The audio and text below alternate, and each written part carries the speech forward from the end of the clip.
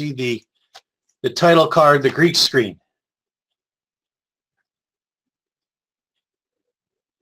Excellent. So my goal here was to try and follow up on the awesome presentation that Paul did on Friday and do a very beginning basics on the Greeks. Plus, answer any questions that I might be able to answer for those that are here, either from what Paul did or what I'm doing or anything else that, you know, I can answer while we have a little bit of time. Okay, so my first time using this new version of PowerPoint. I don't have any fancy animations, unfortunately, but so this is what the table of contents for today's adventure is going to be. I'm hoping this will take only about 15 minutes to leave more time for questions. So heading off to the first. Oh no, I see, it's animating. Okay. I don't know why. I thought I had told it not to do that. So there are 5 Greeks. We're only going to talk about 1 or maybe 2 of them today, but I'm sure you're going to see them on the little graphic that I've clipped from my Fidelity option chain, and didn't want there to be a mystery about what they were. So today we're going to talk mostly about delta, and delta is related to what happens to the price of your option when there's a change in the stock price. Now, there's a second level, what's called a second level Greek called gamma, which we will talk about briefly at the end. And that is that number is related to what happens to the price of your option when the delta changes, because the delta does change. We'll talk about that in a little bit. There are 3 other Greeks, theta, which is related to what happens when time passes, sort of why your options decay in value. There's vega, which is what happens when volatility, the implied volatility changes. A lot of us represent that generally by the VIX or the VXX. And lastly, there's a Greek called rho, and that changes when interest rates change. And since they have been changing very much, most of us have been ignoring rho for now. But we're going to just focus on these 2, on delta and on gamma for today. I like that little laser pointer tool. That's nice. Okay. So delta has 3 meanings, which, because of the way the mathematics behind all of the way options work, which we don't need to know about, because of that, it has 3 different meanings, all the same, that same number. So as Paul said the other day, right, an options contract represents 100 shares of stock. So when the delta of your options, the value that's the delta of your options contract, represents the change in the options price with a $1 change in the stock price. It can also represent what the chance is that at expiration, the option will end up in the money, even by a penny. And it can also mean if you own a single option contract, that delta can also be a representation of how many shares of stock you have. So and I'll explain that when we see the numbers in just a moment. But strangely enough, all 3 of these things are the same, represented by that same number. So I'm hoping everybody can see these numbers fairly clearly. I've highlighted the delta column in the option chain, and this is Verizon that I snapped this morning or early this afternoon. You can see there's the May 31 expiration. Here, let me get the little pointer guy. So here's the May 31st expiration, and here's the June 7th expiration. I happen to have a position in the 60 calls for Verizon, or I did before I closed it when it hit my stop. And here's the delta for all of these different strikes. You can see the strike prices here in this column here, and you can see the delta values here. So let's talk about this 60 call in June. The value of delta is 0.4194. So let's call that 42 cents. Let's round up. So if the price of Verizon, which was $59 and change, I believe, at the time I took this, If that were to go up by $1 to 60 and change, the price of your option would increase by that 42 cents. That's the single most important use for delta, and how we use it in the room more often than any of those other things. To go back, let me go back a screen real quick. So to look at the chance, well, actually, you know what? Let's just stick with that for the moment because I made different slides for each of these. So that's the meaning of this number right here as it relates to the change in price. Okay, next screen. The second description is what's the chance that this option will expire, will be in the money at expiration. So that means that the price of Verizon, what's the chances that the price of Verizon on June 7th, which is 10 days from today during the trading day, what's the chances that Verizon will be at $60.01? That would be putting it in the money. And the chances are about 42%. And that's what that value means. Again, in the money, could be in the money by only a penny. Doesn't mean you'd actually make a whole lot of money on that trade, but it's just to give you a rough approximation of what does it take to get, what's the percentage that thing will end up in the money at expiration. And the third meaning I had mentioned was it's the value of the option, the rough approximation of how many shares your one contract represents. So we know that when you buy the option for the 60 strike on June 7th, that it's an option for 100 shares. But because of the price of this option and where the stock price is, we said 59 and change, in relation to it, right now, this option is behaving like you owned 40, 41, almost 42 shares of stock. Those are the three meanings of delta. I moved my mouse over here.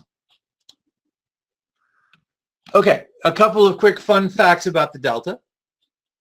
The delta at the money is approximately 50. And I'll go back a slide and you can see here that here's the at the money right in here. You can see it goes from light to dark, the shading. And there's your 50, actually a little more than 50. The price I think was $59.55 at the moment I took this snapshot. And again here, the $59.50 is right at delta, right about 50.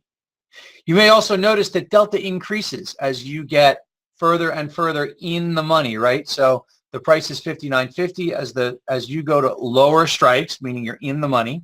You can see the delta increases from 52 to 60, 70 to 80 to 87. And then for the expiration that was only 3 days from now, this Friday, you can see that it goes from 55 to 69. It moves very quickly. And the reverse happens. It gets very much closer to zero as you get further down. Now remember, we said that the delta represents the chance the option will end up in the money. Well, if Verizon is 59.5 now, that's a long way to go to get to 62. And you can see it approximates there's only a 2% chance that that particular contract will end up in the money. Does that make sense so far? Paul was just about to get to that. So delta can be positive or negative, but it can never be greater than +1 or -1. It runs from in that range. And the whole idea of negative is, sorry, I didn't mean to do that. The whole idea of negative is what happens. I didn't keep the puts, which are over to the right here. I wanted to do everything in calls today to make this easy and simple.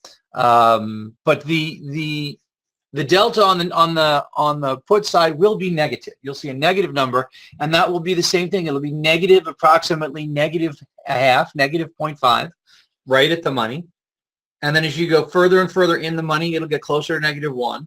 And as you get further and further away from the money or out of the money, it'll get closer and closer back to zero. Does that make sense to everyone?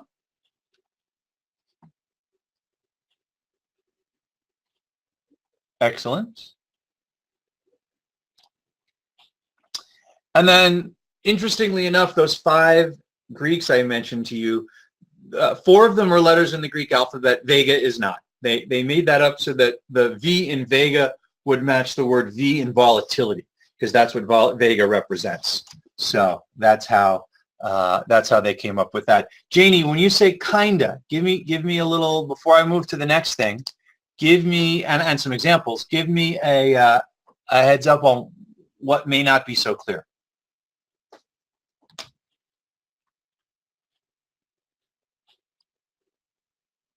Okay. You can definitely feel free to ask any questions you would like.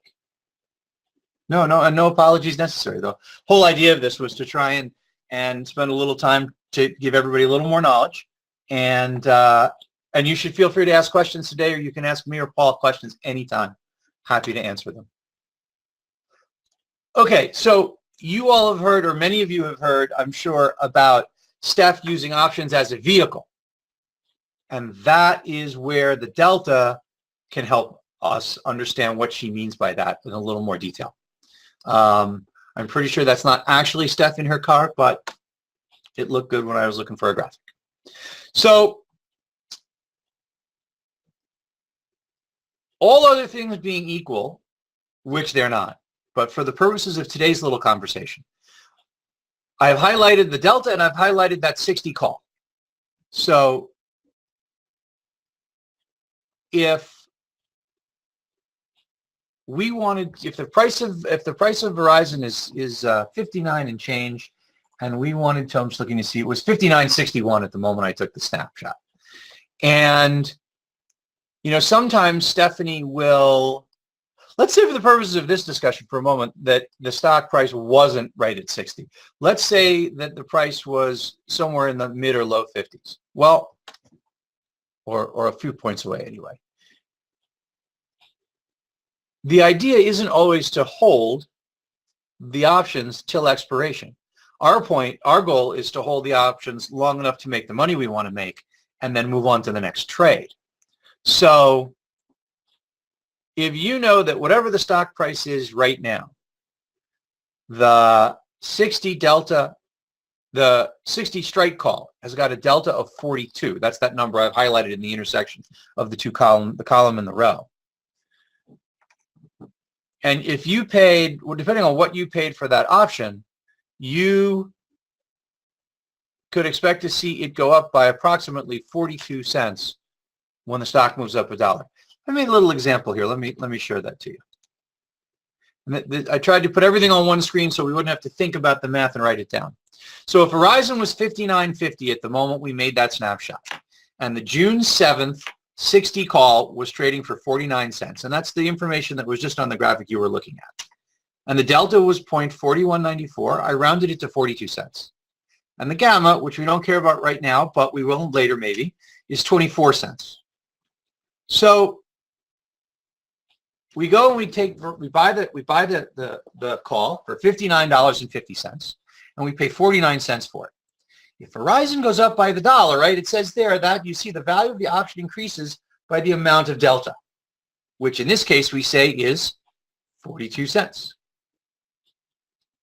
So if you add 42 cents to the 49 cents you paid, when the stock goes up $1 to 60.50, all things being equal, your call should be worth 91 cents. That is a nice profit, by the way. Are all stock? Yes, Valerie, great question. The delta is always, the value of delta, the 41 or 42 cents here, is always based on a $1 move. Now, obviously on the put side, it's based on a $1 move up as well, which is why the delta is negative. When you look at your option chain, you'll see that on the put side, the values are negative, right? Because when the stock moves up $1 on the puts, you are going to expect the value to drop. But again, let's just stick with the calls for a second. It is definitely always based on a $1 move.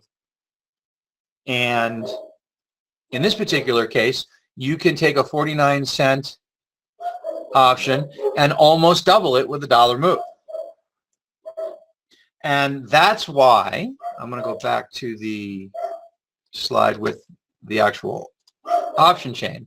So for example, if we were to look at the 62 right? Here's a perfect example. At the 62, the stock we said was trading at 59.50.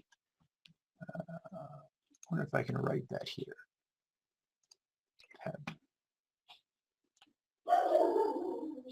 Not so much. Okay. I'll just say it. The stock was trading at 59.50. If it were to go up $1, right? We on this 62 strike, we paid 6 cents for it, let's say, or 5 cents if we paid the midpoint, and the stock goes up $1, we'd get 7 cents added to the value of our 5 or 6 cent option. That's really nice. Now, that's all things being equal. If you were in the same expiration, like if you were up here working in the expiration in only 3 days, you would have to worry about time decay eating away at the value of that option. And I'm going to save that for the next one of these that I do. But for the moment, that's the whole purpose of the vehicle. Steph doesn't necessarily expect that the stock is going to hit 62 by the end of the week. This is next week's expiration, right?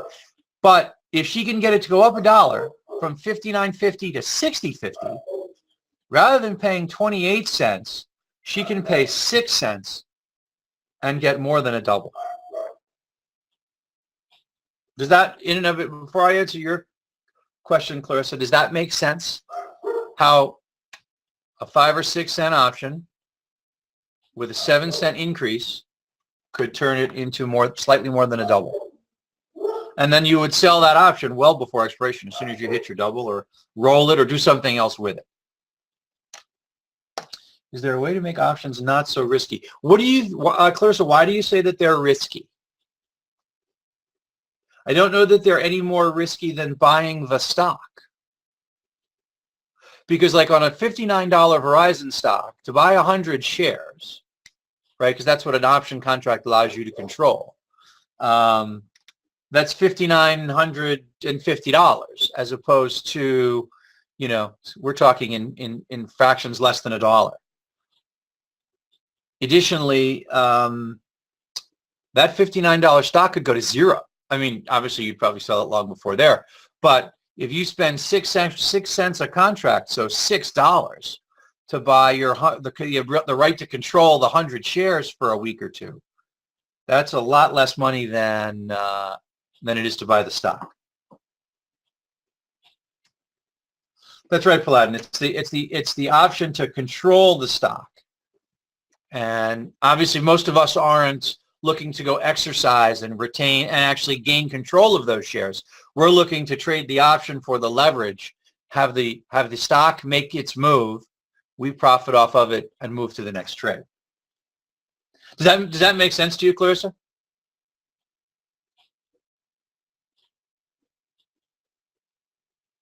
Right, Grover, that's absolutely right. I'm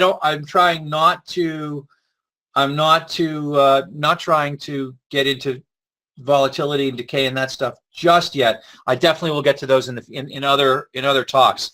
I figured if I can keep this short and on a smaller topic scale, everybody get better understanding, and then we can move on to the next one the next time. So we don't hold, we move after we make a little money. Well, yeah, I mean, as Stephanie is fond of saying, right, you need to know how you plan on getting in, but you also need to have a target and a plan for getting out of your trade. You know, it's something that I've been working on, me personally, is not holding the thing until it gets to zero, which I used to be guilty of. Set a target where if it hits this particular point, so if it's a call, like Verizon today was the perfect example. I had gotten into the Verizon 60 calls. They didn't move in my direction. They moved against me below the print, and so I sold them at a loss, but a much, much, much smaller loss than if I'd let it go to zero. If the delta, well, so Katharina, the delta being small means a couple of things. It means you've gone some distance out of the money, which is, you know, that's a thing.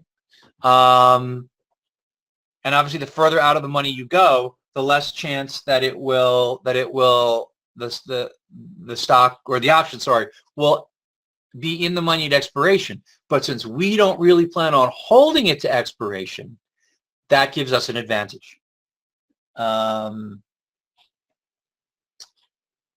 Right. Yeah, exactly. What Plaid and Valerie are saying is that we all things aren't equal for us, because having these prints and understanding what they represent when the move finally happens, that a move is coming, means we know something.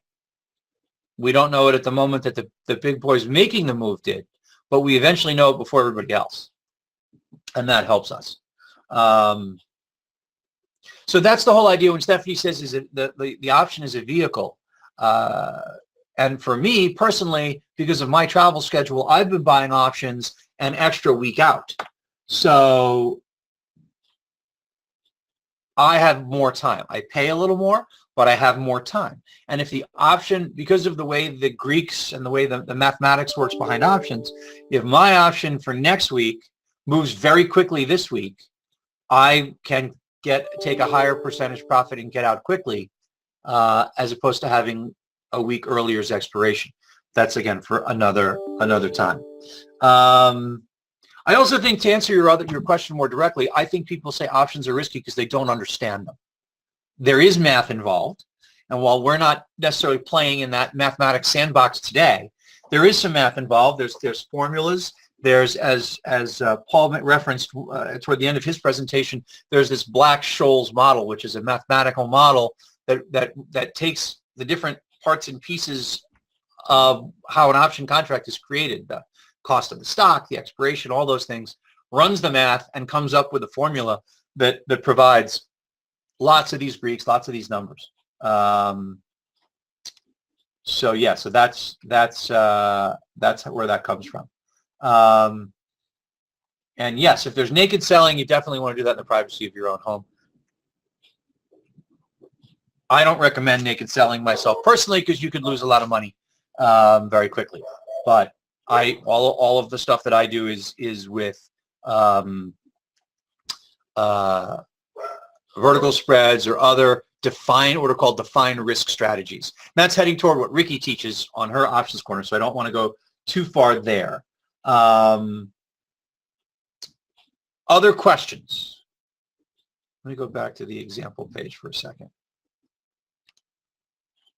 And you can do this.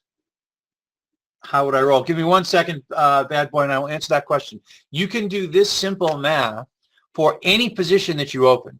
Everybody's option chains has what the delta is. You know what you pay. You know the expiration, and obviously the cost of the underlying security at any given time.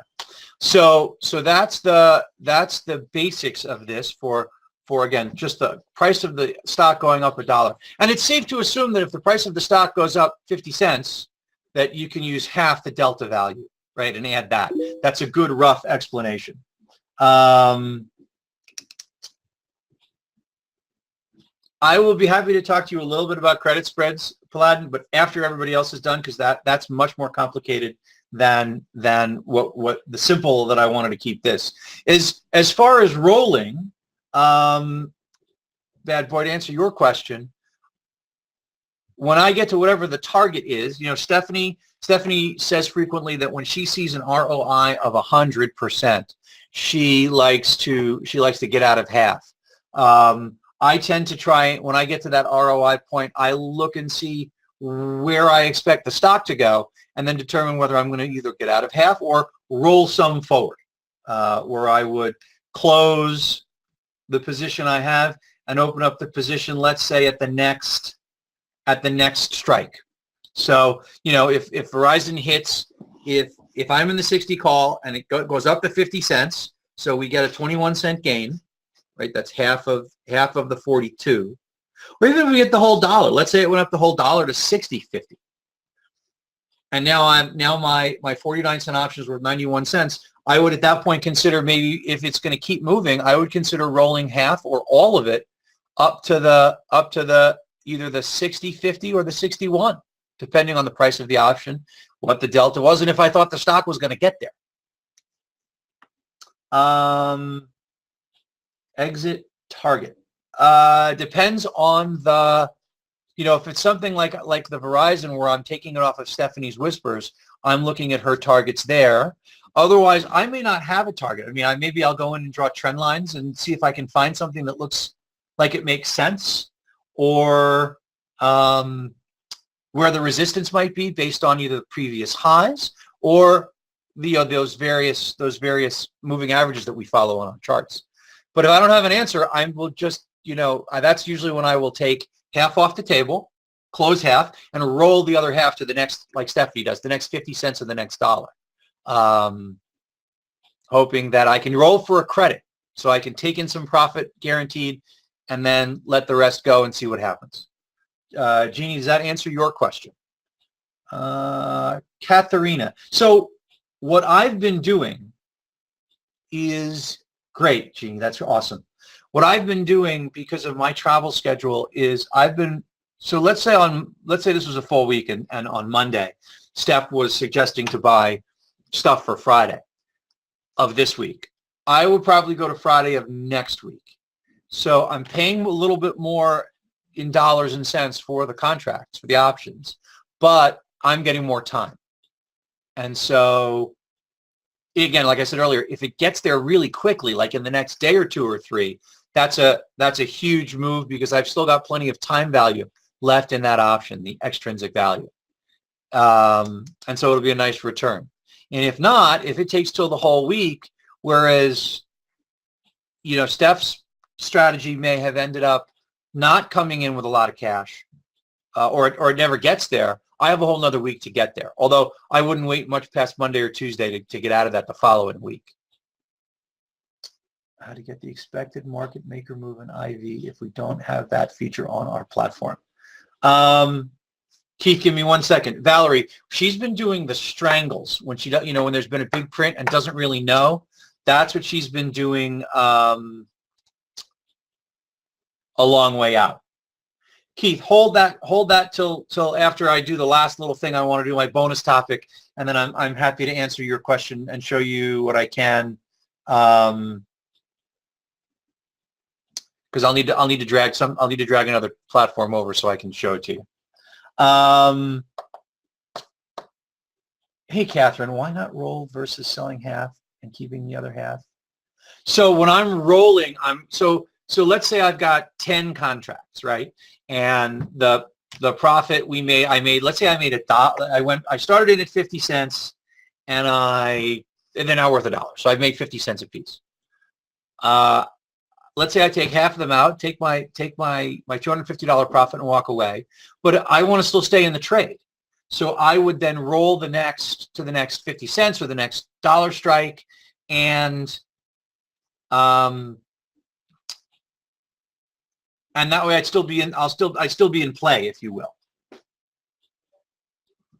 That would be the reason for rolling is to roll for a credit, take profit off the table, and obviously up some strikes, right? So like the Verizon example, if we were at 59.50, now the thing's at 60.50 or 61, I'm going to roll up to the 61.50 or 62 strike, which gets me good profits and allows me to profit if the thing continues moving up through the next strike I've picked. Because as Stephanie always says, the greatest profit potential is when that stock goes from out of the money to in the money, right? Because as we hear, if we go look at the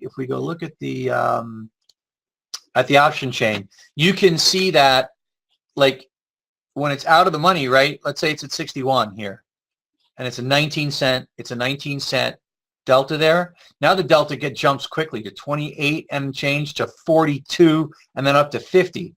And that's only for $1.50 move from like 61 down to 59.5 to 61. So the value of your options increases the greatest in that space when it gets right up to 50. Do I get charged if I cash out early? No.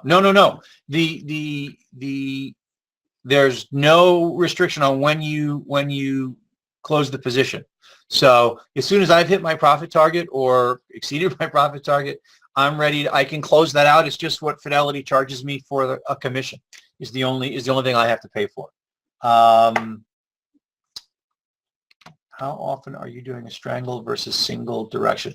I am not the world's biggest strangle person. I've not had a lot of success with them. I've had a bunch that have gone where both sides ended up zero or just pennies on one side and a loss on the other. So I am going back to waiting to till there's a move, and once there's a move, then I'll make a decision about getting in. So that way it's just the way I like to play it, especially because when I am working, it's hard for me to make sure I'm in front of a computer in a timely manner. I don't want to be in a position where I have to manage it more actively when I'm traveling. Am I going to show? I can show you how I roll the trade. I mean, it's Clarissa. It's as in Fidelity. There's actually a menu option called Roll. Hang on, I'm just scrolling back to look at the questions I missed because there were a whole bunch that I missed.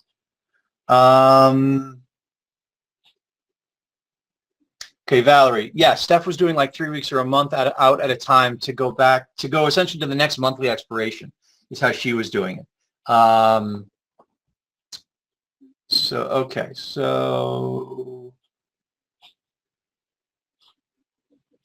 let's go back. Jerry asks, let's see here. How often am I doing a strangle over a single direction? I think that's what I was saying was I'm not doing the strangle so much anymore.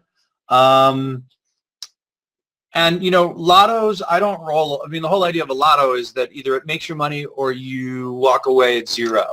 So those are usually less than 10 cents. They're usually really small prices. So those aren't anything I would ever consider rolling.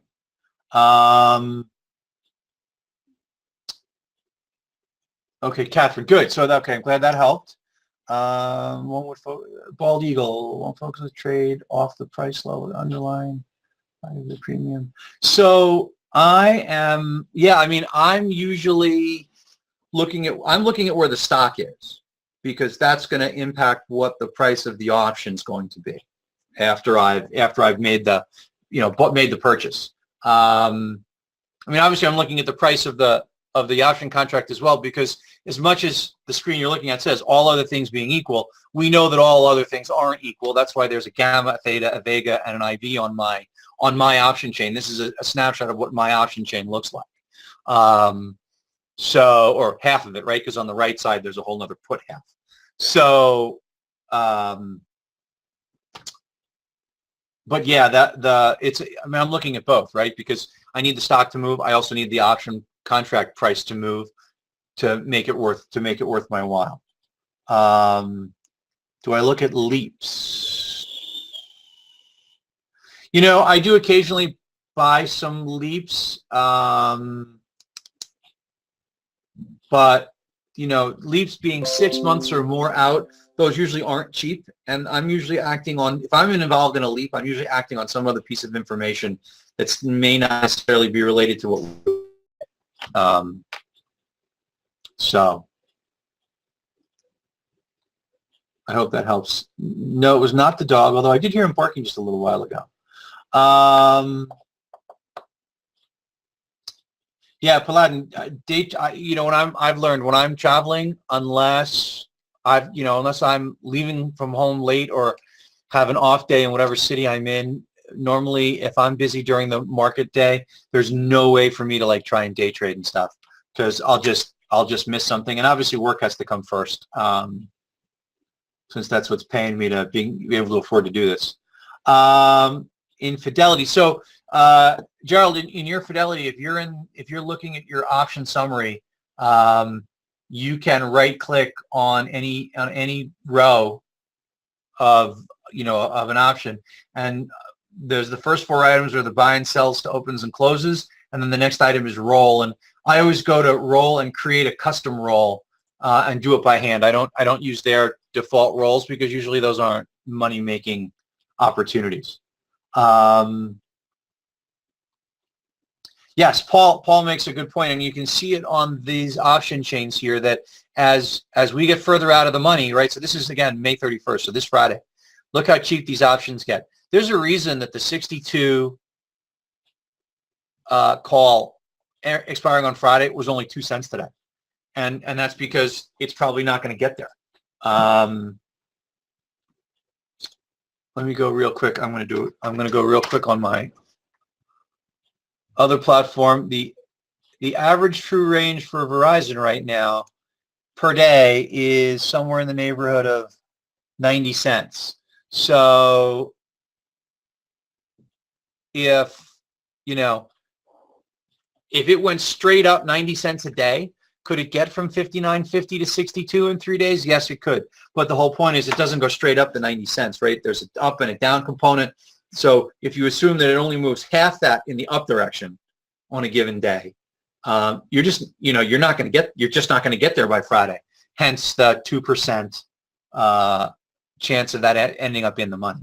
Now, under the theory of the vehicle, you could buy the 2-cent option, and if Verizon goes up $1, right, you gain roughly 2 cents. However, and this is for another lecture, so theta is how much money you lose to time every day. It's not yet a penny, but it's really close to a penny. It would round up to a penny. And if you lost a penny each of the next 3 days, that'd be worth 0 Friday morning. You wouldn't even have a chance to make any money on it.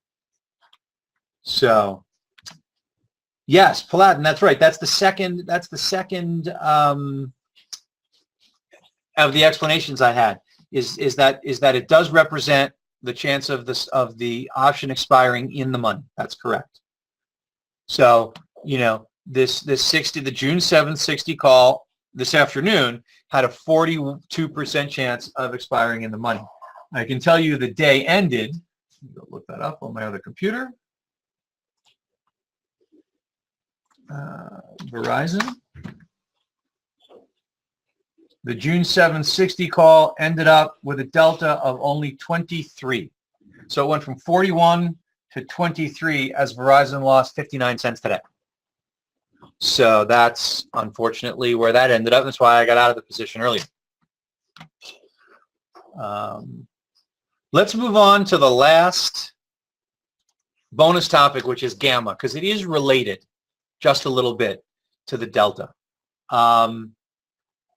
We were talking about what happens using the stock as a vehicle, or the option as a vehicle, to get from here to there, right, from purchase price to profit. Well, what happens if the thing goes up more than $1? Because right as the price of the stock approaches, or the price of your contract approaches at the money, the delta has to increase, because we said the delta at the money is around 50. So that's what gamma is. Gamma is the number that represents what we do with the price of delta after the dollar move. So let's go to the math screen so we don't have to do the math ourselves. So let's take our same example. Verizon 59.50, the June 7th 60 call at 49 cents. The delta is still 42, and the gamma, which I mentioned earlier, is 24 cents. So we saw this earlier, 59.50, pay 49 cents for the call. It goes up $1 to 60.50.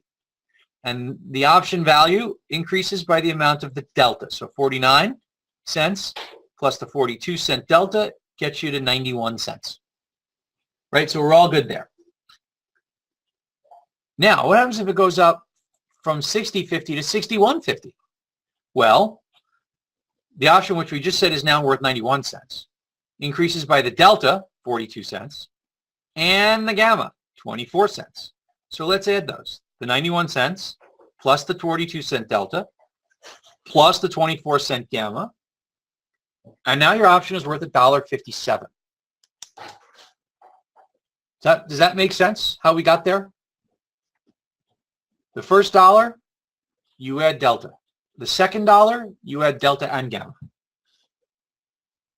And again, this is, as Paladin likes to say, all things being equal and under the current conditions. Does that make sense to everyone? Cool. Again, these are very rough, but very close to approximations. We shouldn't, please don't hold me to the, fifth decimal place. So if we go back and look at, the slide with the option chain on it. So you can see, these are the numbers we looked at just now, that, if you're going out a number of weeks. So if it's 157 minus 49 cents, yes, right? If the thing is now worth $1.57 and you paid 49 cents for it, your profit is $1.08. That's a nice profit. Again, all things being equal, we're not factoring in the decay of the option, the money you lose to time, and we're not factoring in changes in volatility, which could raise or lower the price. But for now, let's keep it simple because there's no harm in doing the simple math tomorrow morning when Steph gives us our morning whisper, and then we're looking at what the particular strikes we want to choose are going to be. And I do that myself, right? When I look at what she picks, and okay, now Halliburton or Verizon or whichever one it was has moved into the zone where we want to make the trade. I went for the June 7th. I know a lot of people probably went for the May 31st calls because they were half the price or less than half the price at 21 cents, right? We can see the 60s here for this week were only 21 cents at the time versus the 49 that I might have paid. So I would have bought less contracts. But had it moved in our direction, you can see the delta here is only 33 cents, whereas the delta here is 42 cents.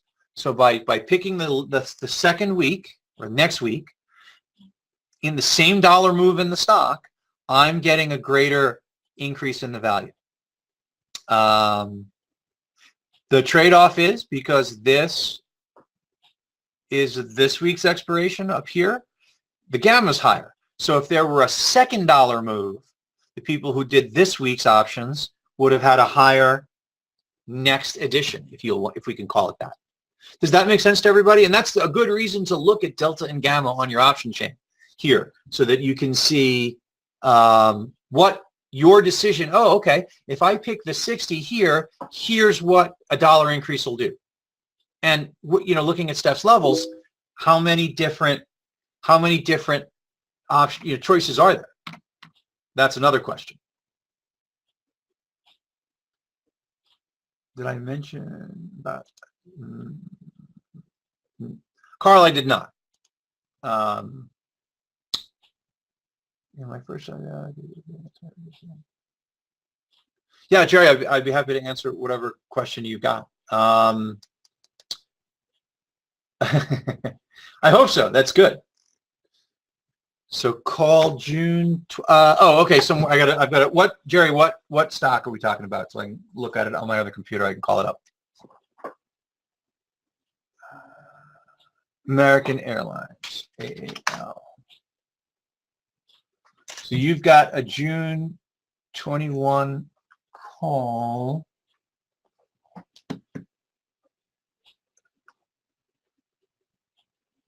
So the June 21 27.50 calls $1.87, and the June 30 June 21 32. I'm not sure I understand that trade. You got the 27.50 call and the 32 put that you bought.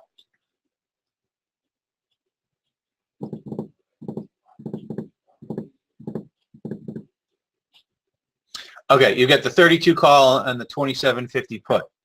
I mean, yeah, that's you've got the price right in between, and I mean that seems to make sense. And you've gone out a couple 3 weeks, 24 days away, so that makes sense. I mean that waiting to see what AAL does. Obviously today it went down. I did not do the strangle like you did. I waited and then I got in the 28. I'm in next week's 28.50 puts. And the price, it closed at 28.73. So, okay, yeah, Clarissa, let me do a quick backup and do a quick review for you. Does reading the option chain make sense? I don't know what platform you use, but does at least identifying where the delta is, right? That's good for you. So your chain looks sort of, but not entirely like this. Okay. And then for the purposes, let's just stick with the first meaning of delta because that's the one that we're all using every day here.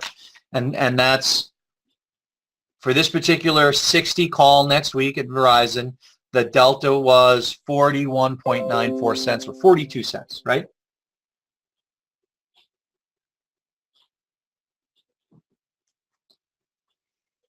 Okay. And so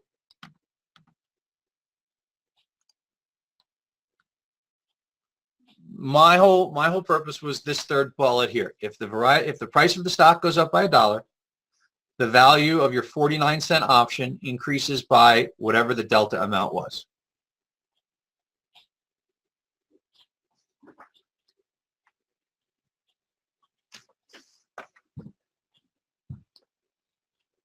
Does that part make sense? The 49 plus 42 cents? And you know what I may do well, it doesn't have to move only by, obviously it can move more or less than $1, but the way that again, that math behind the scenes that we don't want to deal with, these numbers, these Greeks, the values of these Greeks are based upon the stock moving $1. So if Verizon went from 59.50 to 60.50, you could expect roughly a 42-cent increase. If it went half that, you could probably expect half that move. If it only went 50 cents, you could expect to see your 49-cent call increase by 21 cents. Obviously, the stock, as we like to say, your mileage may vary. The stock is going to move however it's going to move. It's just good for us to know that if it moves $1, here's what we up $1. Here's what we can expect. And if it moves more than $1, we can take advantage of knowing what gamma is and add that value. And again, it would be the same thing. If it moved $1.50, you could add delta and half gamma for the next one. It doesn't have to be exact. So Jerry, the fact that the stock is still in between the two strikes you've picked, right? It's above it. Your put is out of the money because the stock is above it, and your call is out of the money because the stock is below it. Until it moves in one direction or the other, you're not going to see a profit on either of those positions. The goal of the strangle is to get in early. It's usually not a full position, and if the thing moves, quickly in one direction or the other, usually the winner will be greater than the cost of the loser, so that you would end up in the profit. But if the thing just sits there in between and doesn't move yet, or again, you've gone out a long way. You've gone out, I think I said 24 days till the June monthly expiration. So that's a good thing. It gives you more time to be right. But, again, that's why I've stopped doing the strangles, because I went through a whole bunch of them that just didn't work out for me. And so rather than I'm not worried about missing the first move. That's sort of my thing. And, remember the American Airlines print was 4 million. It's a huge print. Unusual, as Stephanie called it. So if we think that's going to make a really big move, then I'm willing to miss the first 50 cents in return for not having to worry about babysitting a strangle. That's just my personal way of doing it, having been with Stephanie for a little while now. That's sort of what I've adopted. Other questions? Oh, well, actually, let's move past that. The next workshop that I wanted to do is based on theta, and that's the time decay. That's how much money we lose every day just for the privilege of holding the option. And I want to do just that one Greek for everybody, because it's important to understand, especially, if you're new at this, that theta is one of the reasons that you can sometimes have an option, make the right directional call, and yet you didn't make enough money or didn't make any money, because there is this factor of time decay. So I'll not go any further on that today, but that's going to be the next one that I do. But okay, Jerry, thanks. Demo option. Yes. Good. I'm glad that that's not real money. But you've got a lot of time on that trade, and yes, you're a couple of strikes away from American. It doesn't move very fast every day. Like today, it was only it was only down 44 cents. So it doesn't move very fast. But you've got 3 weeks, so that's the good news there. And you'll keep an eye on it and keep asking questions, right? Because I'm in the puts for next Friday, and depending on what happens with those, I'll roll them. They're still at break even. They're still at scratch for me, so I may roll them out for more time. We'll see. Other questions? Anybody who wanted to ask?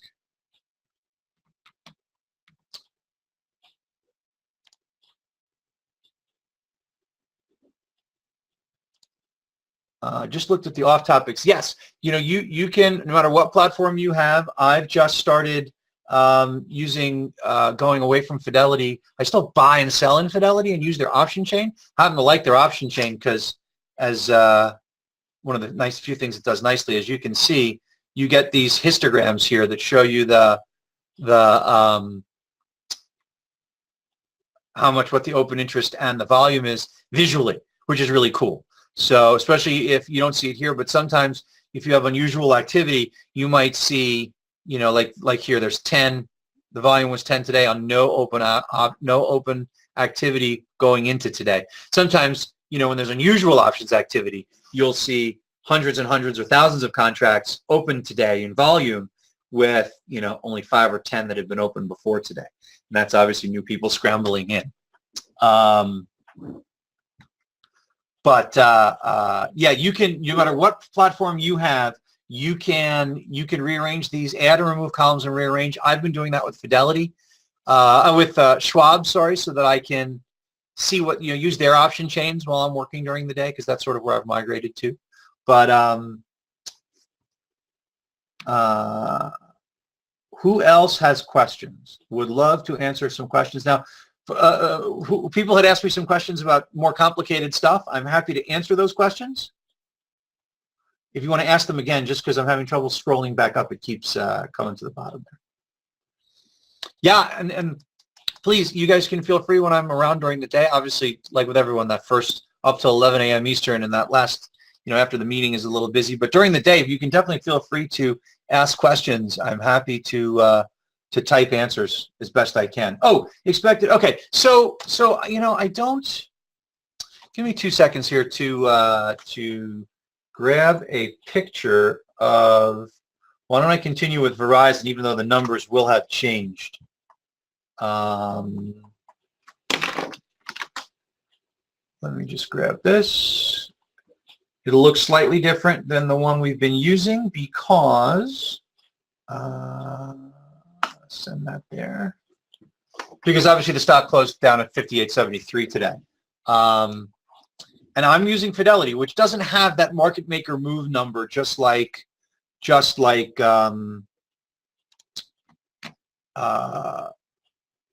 does. Thank you. Sorry.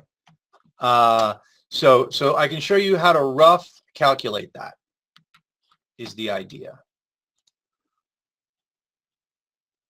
Give me just a second, because I'm just grabbing this out of my notebook. All right, so I need to see.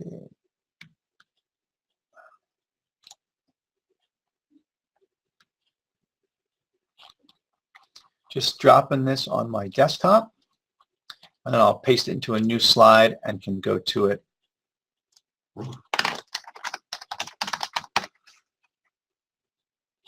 Okay.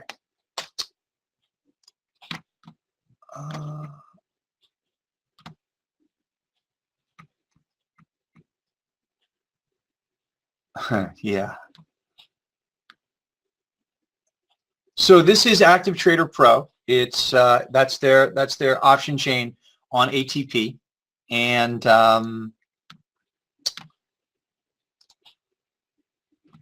so how do I make a new slide? All right. Oh, whoa. Give me just a second, gang. You can look at the pretty picture for just a moment while I add a new slide.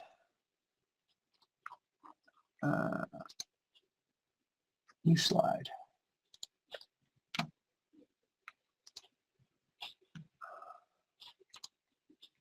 And we'll add a graphic, add a picture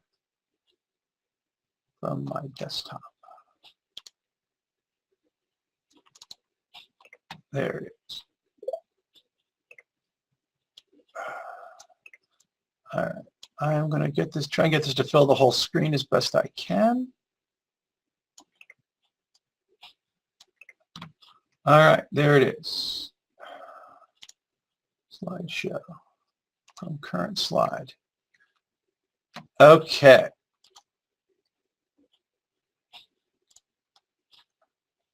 All right, so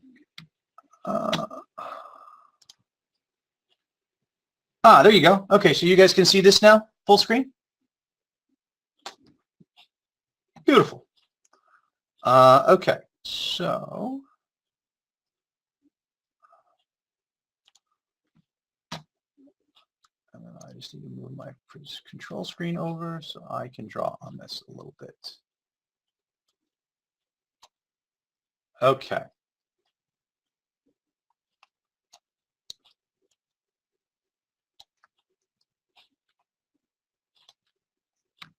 And let's get the laser pointer going.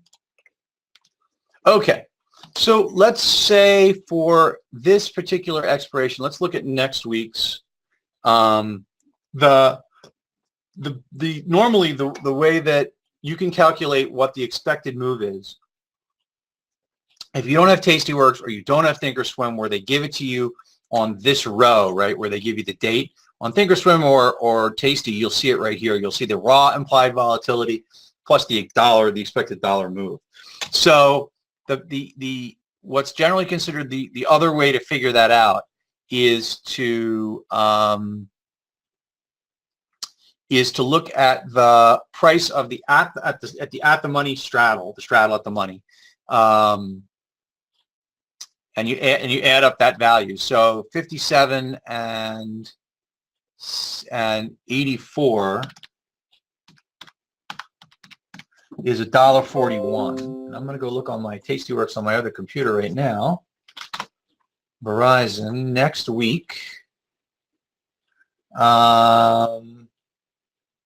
calling it $1.17. So that's it's a little more, but it's a close enough approximation. And that's, if I'm working in Fidelity, that's pretty much how I'll try and calculate what the expected move is for a given time frame. It's not the worst way. And there are some people that say you take that number and take 80% of it. And so if you multiplied 141 by 0.8, you'd get to $1.13, which is a little bit closer to the $1.17 that Tastyworks has. Every platform is going to have it a little differently. They calculate it a little differently. So you'll have to give it your best shot there. But again, that's a good rough approximation is 80 or 85% of the at the money straddle. And I always use the one that's the bottom side, where the calls are in the money. So that way. So Valerie, I went to June 7th and I looked at the money. So the 59, you can see where the shading changes, right? I went and added 57 cents here, and I added it to 84 cents, the price of the put and the call at the money. And 57 and 84 gave me $1.41. And then I remember when I learned from Tastyworks, they originally said that you take 80% of that value. So when you multiply 0.8 by the $1.41, you get 113. But the $1.41 is the straight number from taking 84 and 57. I could also go down to where the put is the one that's just out of the money, and the call's in the money, 84 and 29, and that's the same $1.13. So you get the same number either way. Again, if you have Tastyworks, which is free, I highly recommend having it. Even if you don't trade with it, just as a tool, it's got some really neat features. You can see the demo that I did for that a couple months ago or a month ago, whatever that was. But that gives you much as TOS does right in the corner there. Val, that's the expected move of the stock the stock in this time frame, not the options, the option per se. So with that $1.13 or $1.14, or what Tastyworks says $1.17, means that where the price is right now, the 58.73, the expected move for the June 7th expiration is roughly $1, let's say $1.14, one way or the other. So 59.73 plus $1.14, let's say, is 60.87, and the 58.73 minus $1.14 is 57.59. So you can expect that that's sort of the range of the stock between now and the June 7th expiration is 57.5 and 60.75. So if you were to take a position at the 60.5 call, that's outside the expected move for that expiration, and you take that for what it's worth. That's where these options are priced. Now I can tell you by looking at my Tasty screen, the implied volatility in Verizon is pretty low. If it were to make that move up to 60.5 or past 60, that would absolutely, like Steph likes to say, take the options makers off, keep them off guard, because they're not expecting the move. They're expecting in the next 10 days is $1 and less than $1.25 in either direction. Valerie, is that good for you? And Keith? Beautiful. All right, so Jerry, you're asking about today's prices in AAL.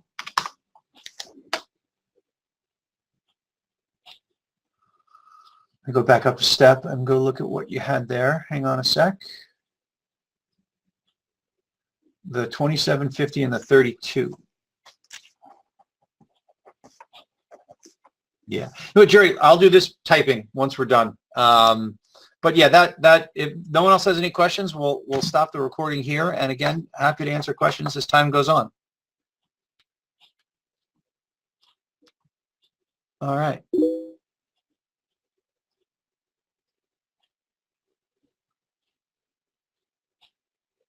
Yeah. Well, the 15 minutes worked for the topic. Then the rest was questions and answers, which is what I was hoping for.